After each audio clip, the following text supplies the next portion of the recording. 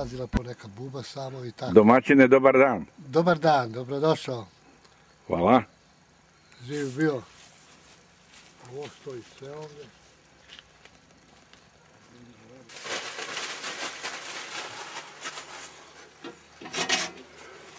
Dragi pčelari, dobar dan i dobrodošli na kanalu Mlada pčela. Nalazimo se kod mog prijatelja pčelara, Čedomilja Đorđevića, gdje ćemo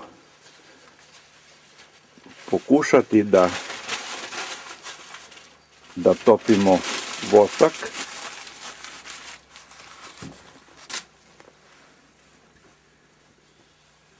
Evo kako smo mi to uradili. To od bojlera smo napravili donji deo. Ima vratanca sa druge strane. Međutim, odozgo mi topimo na jedan vrlo jednostavan način. Topimo u, ja sam jednom rekao, Kotlić, ribarski. da topimo u kotlić, to je onaj ribarski kotlić. I on tačno staje u ovom delu bojlera. Praktičan je iz tog razloga što on je pod konusan, tako da vatra njega može da greje sa sve strane. Sad moj drugar Čeda, on će to da bude ložač.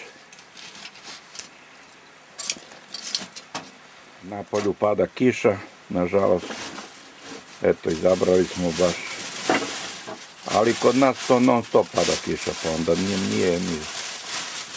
mi smo već navikli na to.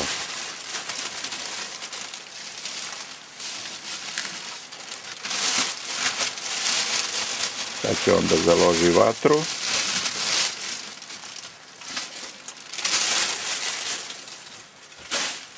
Evo sad ćemo jedan deo vode da sipamo u ovo bakrač, kako se zove to? Kotlić. Kotlić, da se ne bi vosak,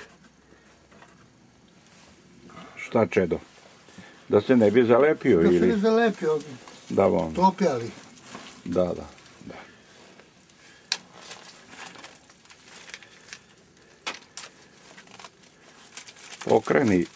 Okreni taj džak.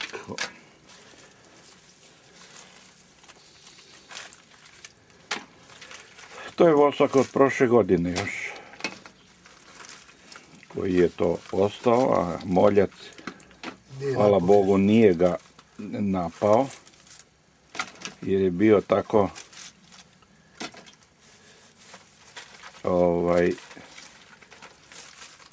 spakovan da ga moljac nije napao. Moljac, veliki prijatelj satnih osnova, je tako? Da, neprijatelj. Veliki prijatelj. Ljubitelj. Ljubitelj, da. Da, može da se kaže ljubitelj, tačno. Dobro si rekao. Taj džak nije baš praktičan za satne osnove, ali dragi pčelari, mi ovako već godinama topimo na vrlo jednostavan način. Možda bi u ovom slučaju bilo mnogo bolje da imamo i tu presu za ceđenje voska, ali za male pčelinjake dobro i ovo završava posao. Može i kazan ako ima. Može i kazan, može. Ko ima kazan otopi. Da bome. Ko ima para kupi topionicu. A ima topionici, da bome, razne vrste ima. Ja sam rekao, ovo je jedna vrsta kako mi već duže vreme radimo. A moj prijatelj Čeda, on ima jednu pčelarsku tradiciju. Njegov otac isto pčelario. A i deda i pradeda. I topiti još. Znači, Znači, moj prijatelj Čeda je dugogodišnji pčelar. Od koliko godina, Čeda, si ti počeo da pčelariš? To ja imam 20 i nešto godina. Od 20 godina. Održavam tradiciju. Aha. Dobro, u to vreme ti je otac pčelario, tako da ti nisi morao... Sam pomagao ocu. Jeste, ti si pomagao.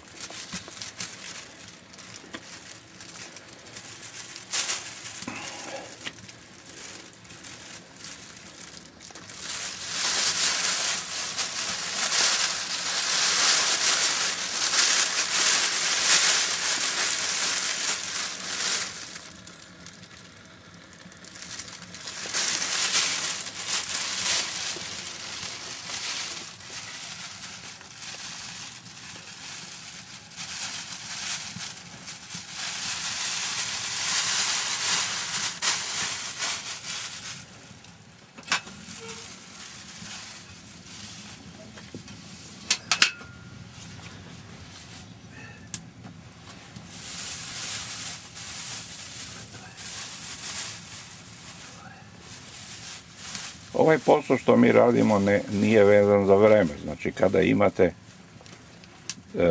stare satne osnove za pretapanje, to treba raditi što pre, da ih ne bi napao voskov moljac.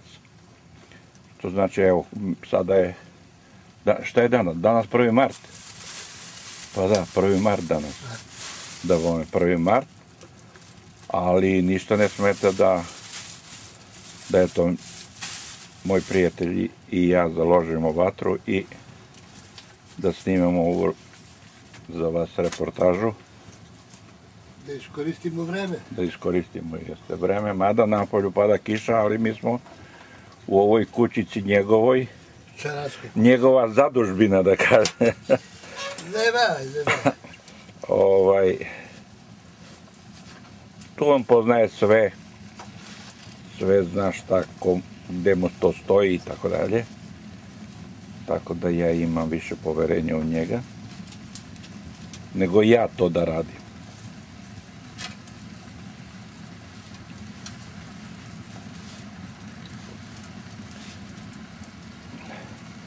Kao što vidite, već vatra je u najveće velika i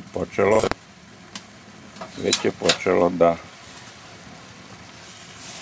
da se greje voda u donjem delu. To je sve stavljeno.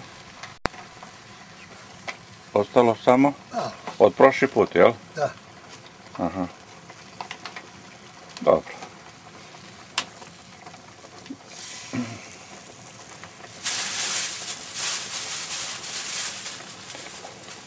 Daj mi jedno parče. Evo vidite, mi smo prošli put isto topili, ali je bilo malo. Bilo je malo i eto koliko je to ta debljina.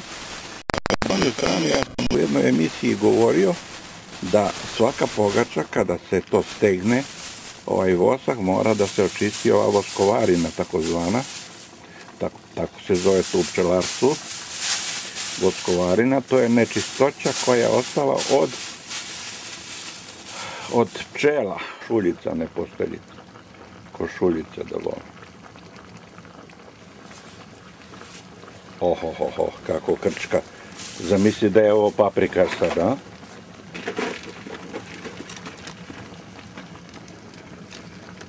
Da ne zamisli da je komina, pa rakija da bude. Rakija, da. A može i to da bude.